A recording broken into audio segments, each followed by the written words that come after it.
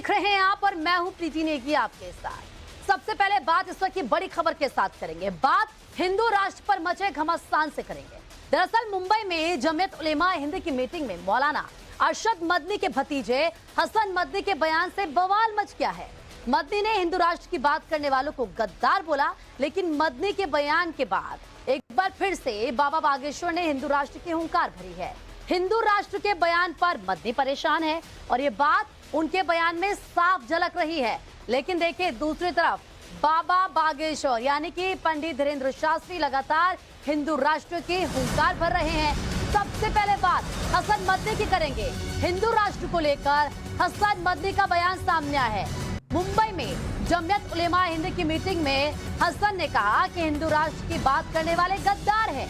हिंदू राष्ट्र की मांग उठाने वाले सोच रहे फिर मुस्लिम राष्ट्र की मांग भी गलत नहीं है। यानी को कह रहे हैं कि अगर आप हिंदू राष्ट्र की मांग करेंगे तो फिर मुस्लिम राष्ट्र की भी मांग की जाएगी। और जरा इस बात को लेकर गौर से सोचिए। उन लोगों को गद्दारी का सर्टिफिकेट नहीं दिया जाता जो आज इस मुल्क के अंदर ये आवाज लगा रहे हैं कि इस मुल्क को हिंदू स्टेट बनना चाहिए। इस मुल्क को हिंदू स्टेट बनाने के लिए जो कोशिशें कर रहे हैं, असल गद्दार वो है इस देश के, जो देश के अंदर रहकर इस मुल्क को हिंदू स्टेट बनाने की बात कर रहे हैं। अगर वो हिंदू स्टेट की बात कर रहे हैं और वो गद्दार नहीं है, मुसलमान अगर इस्लामी देश की बात करेगा वो गद्दार कैसे हो जाएगा? सिख अगर खालिस्तानी की बात करेगा वो गद्दार कैसे हो जाएगा? रास्ते तुम खोल रहे हो। इस मुल्क को सेकुलर मुल्क है, इसका दस्तूर सेकुलर है। नमस्कार साथियों, टेक्स्टबुक सुपर कोचिंग आप सभी के लिए लेकर आया है बिहार शिक्षक भर्ती कोर्स, जहां आपको मिलेंगे 40 से भी अधिक कोर्सेज करने का सुनहरा मौका। तो आपने सुना किस तरीके से बयान उनकी तरफ से दिया गया। मौलाना अरशद के भतीजे हसन मदनी ने क्या कहा ये भी हमने आपको बताया, लेकिन चलिए ग्राफिक्स के जरिए भी आपको समझाते हैं कि किस तरीके से उन्होंने ये बात रखी है कि अगर हिंदू देश बनाने की बात कहने वाले गद्दार नहीं है तो फिर मुस्लिम देश की मांग करने वाले भी गद्दार नहीं कहलाएंगे। जो लोग देश को हिंदू राष्ट्र बनाने की बात करते हैं वो गद्दार हैं। मुसलमान किसी से डरता नहीं है, देश के लिए वो कफन बांधने को भी तैयार हैं। देखिए अपना देश प्रेम बताने की कोशिश कर रहे हैं और ये कह रहे हैं कि अगर हिंदू राष्ट्र की मांग करना गलत नहीं है तो फिर मुस्लिम राष्ट्र की मांग करना भी गलत नहीं होगा। और मदनी के बयान के बाद बाबा बागेश्वर ने हुंकार भरी है, हिंदू राष्ट्र की मांग उठाता रहूंगा। ये बाबा बागेश्वर की तरफ से कहा गया है, हिंदुओं के हित की बात मैं करता रहूंगा और कोई मुझे नहीं रोक सकता। लगातार हिंदू राष्ट्र को लेकर बयानबाजी तेज हो चुकी है। एक तरफ देखिए किस तरीके से मदनी साहब तो कह रहे हैं कि ये देश सेकुलर है और जो लोग इस देश को तोड़ने की कोशिश करेंगे या जो इस तरह की बात करें वो लोग गद्दार हैं। लेकिन दूसरी तरफ बाबा बागेश्वर कह रहे हैं कि मैं हिंदू राष्ट्र की मांग को उठाता रहूंगा। हमारे साथ बातचीत करने के लिए पंडित धीरेन्द्र शास्त्री हैं, बागेश्वर धाम के पीठाधीश्वर। सर, लगातार हिंदू राष्ट्र की आप बात कर रहे हैं, मुहिम कहाँ तक पहुंची? ये मुहिम कहाँ तक पहुंची है? हिंदू राष्ट्र को लेकर आप क्या कदम उठा? भारत के कोने कोने में पहुंच रही है। जहां जय श्री राम के नारे सुनाई दें, समझना वहां पहुंच गए। केरल स्टोरी को लेकर आपका एक बयान लगातार वायरल हो रहा है कि आपने जो कहा उसको लोगों ने गलत इंटरप्रेट किया। अब केरल स्टोरी में तो साफ तौर पर नजर आ रहा है। इस देश की यही विचित्र स्थिति है कि जब उसके ऊपर घट जाता है लोग तब मानते। हम अपनी पीड़ा नहीं चिल्ला रहे, हम भारत की पीड़ा चिल्ला रहे। हमारे अंदर राष्ट्र की पीड़ा व्याप्त है। निजी हमारा कोई सपना नहीं है, ना हम सो रहे, ना हम खा रहे, ना हम पी रहे। दिन ना रात ये इतने विवाद, इतने उपद्रव सिर्फ हिंदुओं के हित के लिए हम सह रहे हैं। लोगों को लग रहा कि हम विवादित बातें बोल रहे हैं, हम राष्ट्र हित की बात बोल रहे हैं कि जातिवाद दूर हो, हिंदुओं जागो। ये जो लव जिहाद वाली चर्चा हमने उठाई थी, कितना ट्रोल किया, लेकिन आज सामने आ रहा है तो मुंह चुप हो रहा है। जरा बातचीत के लिए हमारे सहयोगी मनीष यादव इस वक्त हमारे साथ जुड़ चुके हैं। मनीष, मदनी साहब को ये इतना डर किस बात का, इतना खौफ किस बात का? कह रहे हैं कि जो हिंदू राष्ट्र की बात कर रहे हैं, देश को तोड़ना चाहते हैं, ये लोग गद्दार हैं और अगर हिंदू राष्ट्र की बात सही तो फिर हम मुस्लिम राष्ट्र की मांग करेंगे। अरे भाई, उन्हें पता नहीं है क्या ऑलरेडी मुस्लिम देश हैं?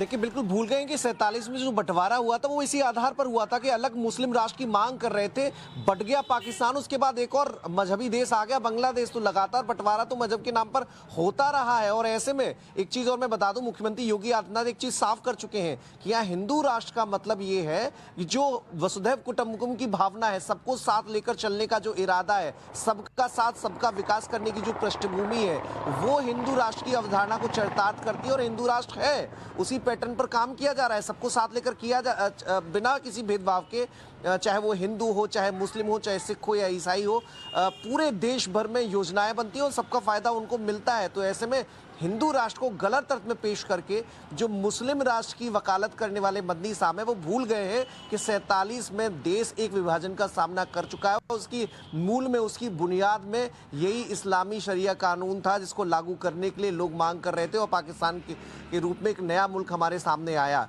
तो अब देश में माहौल खराब करने की कोशिश हो रही है। गजवाए हिंद लागू करने का इरादा रखने वाले बहुत सारे ऐसे युवा हैं जिन्हें दिग्भ्रमित किया जा रहा है, उन्हें रेडिकलाइज किया जा रहा है और एक लंबी फहरिस्त है, कोई छोटी मोटी नहीं है। पीएफआई का तो काम ही यही था। पीएफआई पे जो लगातार एनआईए की रेड चली है उसके मूल में यही आया है। वो आर्थिक सहायता वकीलों द्वारा ऐसे लोगों को मुहैया कराई भी जाती है और कई बार जमीयत का दखल भी उसमें देखने को मिला है।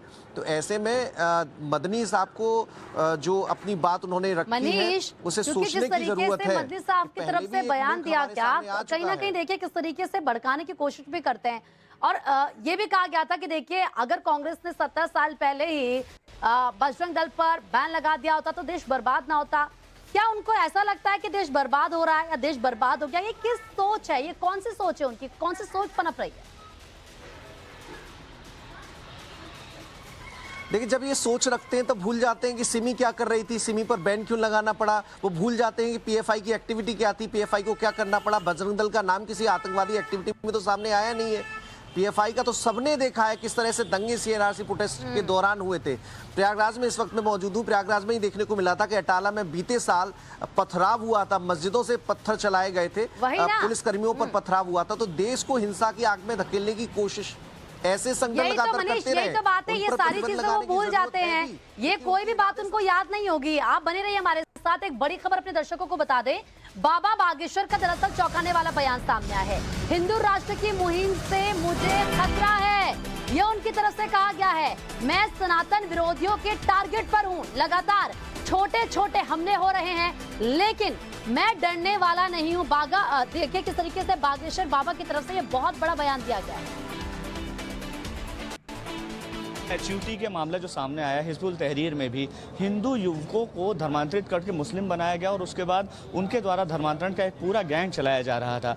आपको लगता है कि ये गैंग जो है वो लगातार आगे बढ़ रहा है और इसको रोकने के लिए जागृत आगे भी बढ़ रहा और इनके गैंग में जो रोड़ा बनते हैं उनको मिटाने का भी काम कर रहा है। उनमें कहीं ना कहीं निशाने पर हम भी हैं। लगातार षड्यंत्र, लगातार छोटे छोटे स्मॉल हमले किए जा रहे हैं। उनसे हमें भय नहीं है और हिंदू जग रहा है, बहुत जल्दी हिंदू जवाब देगा। लग रहा है आप टारगेट किए जा रहे हैं एक वर्ग के द्वारा। अनवरत एक वर्ग के द्वारा क्या, सनातन विरोधियों के द्वारा। तो सुना आपने, बाबा बागेश्वर को कह रहे हैं कि मुझ पर छोटे छोटे हमले हो रहे। ज्यादा बातचीत के लिए मकरंद काले इस वक्त हमारे सहयोगी जुड़ चुके हैं हमारे साथ। मकरंद जरा बताएं, क्योंकि बाबा बागेश्वर कह रहे हैं कि उन पर लगातार छोटे छोटे अटैक्स किए जा रहे हैं लेकिन वो डरने वाले नहीं है और हिंदू राष्ट्र की जो मुहिम है उसको वो चलाते रहेंगे। वो कौन लोग हैं जो बाबा बागेश्वर को टारगेट कर रहे हैं?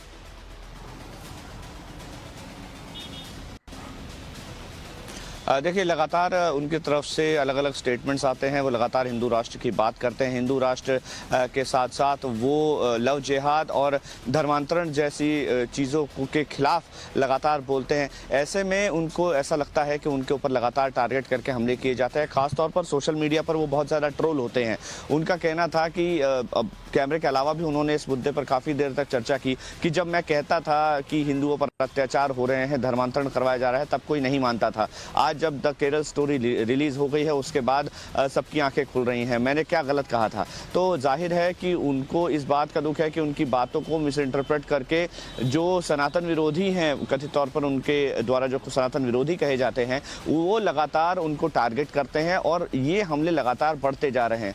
उनका कहना है कि हिंदू जागृत करने के लिए मैं लगातार मुहिम मैंने छेड़ रखी है। मैं दिन रात जागता हूँ, खाता नहीं, पीता नहीं, बिल्कुल किसी चीज़ का होश नहीं है। क्यों क्यों? क्योंकि हिंदू जागृत हो जाए। लेकिन इसके बावजूद मुझे टारगेट किया जाता है, मेरे ऊपर लगातार हमले होते हैं, लेकिन ये मुहिम रुकेगी नहीं, आगे बढ़ती रहेगी। हमने उनसे एचयूटी को लेकर सवाल किया था कि एचयूटी में सामने आया है कि उसके आतंकी धर्मांतरण करवाकर उसके बाद आतंकी वारदात को अंजाम देने का प्रयास करते थे। तो धर्मांतरण करने का एक बहुत बड़ा गैंग चल रहा है। उन्होंने इस बात को स्वीकार किया कि हाँ, ये गैंग तो चल ही रहा है।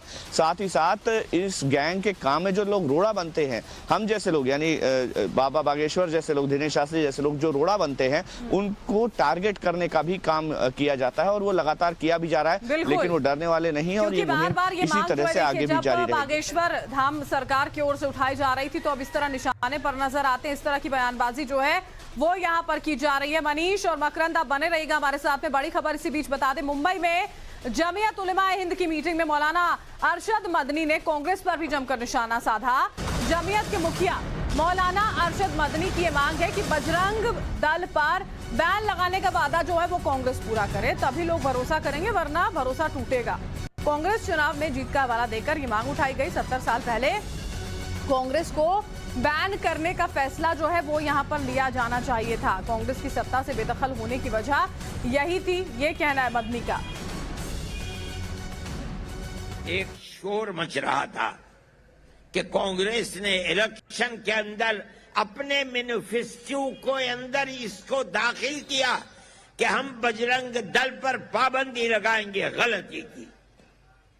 मैं समझता था कि गलती नहीं है, बल्कि अपनी गलती का तदारुक है। जो 70 साल पहले से गलती थी, आज उस गलती का तदारुक किया जा रहा है।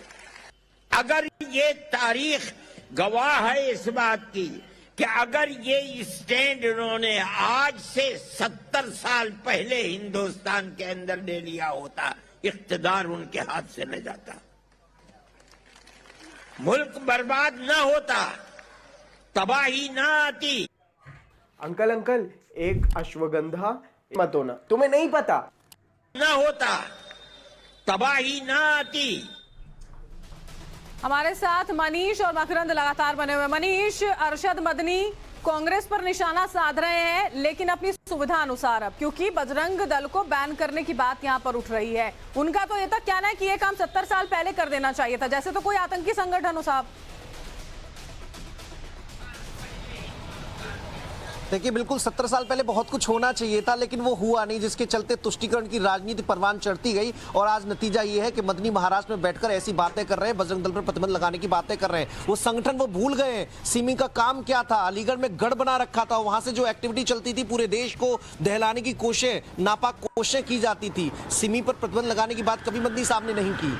पीएफआई को लेकर सॉफ्ट रुख रखा जाता है। पीएफआई क्या कर रही है सब देख रहे हैं, कैसे देश में अशांति स्थापित हो, इसका इरादा पीएफआई से जुड़े लोगों का है। जब प्रतिबंध लग चुका है तब भी नेटवर्क को नए सिरे से खड़ा करने की कोशिश की जा रही है। उस ओर इरादा न उस ओर विचार कोई मदनी साहब के सामने आए हैं कि पीएफआई देश विरोधी गतिविधियों में संलिप्तता, ऐसे में उसके खिलाफ कार्रवाई को जायज उन्होंने ठहराया हो, ऐसा कोई बयान अब तक सामने आया नहीं है। तो अपने सहूलियत के हिसाब से उनको जो सूट करता है उस तरह के बयान देने की जो कोशिश है वो महाराष्ट्र से मदनी साहब करते हुए दिखाई दे रहे हैं। मजहबी बातें भड़काने की कोशिशें, एक जो तबका है जिसके साथ लेकर योगी सरकार, मोदी सरकार काम कर रही है, सरकारी योजनाओं में उनकी हिस्सेदारी को बढ़ाया गया है, पसमानदा समाज का पॉलिटिकल जो रिप्रेजेंटेशन है उसको तवज्जो दी जा रही है। तो शायद वो मदनी साहब को रास नहीं आ रही, जिसके चलते वो एक तबके को बरगलाने की कोशिश करते हुए दिखाई दे रहे हैं। बिल्कुल, बरगलाने के प्रयास जो है वो लगातार यहाँ पर देखिए किए जा रहे हैं। और हम ये देख रहे हैं कैसे पीएफआई की ओर से अभी लखनऊ में, जब यहाँ अगर हम वाराणसी की बात करते हैं,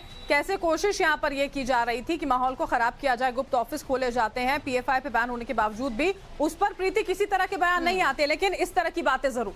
बिल्कुल, और आप दोनों का तमाम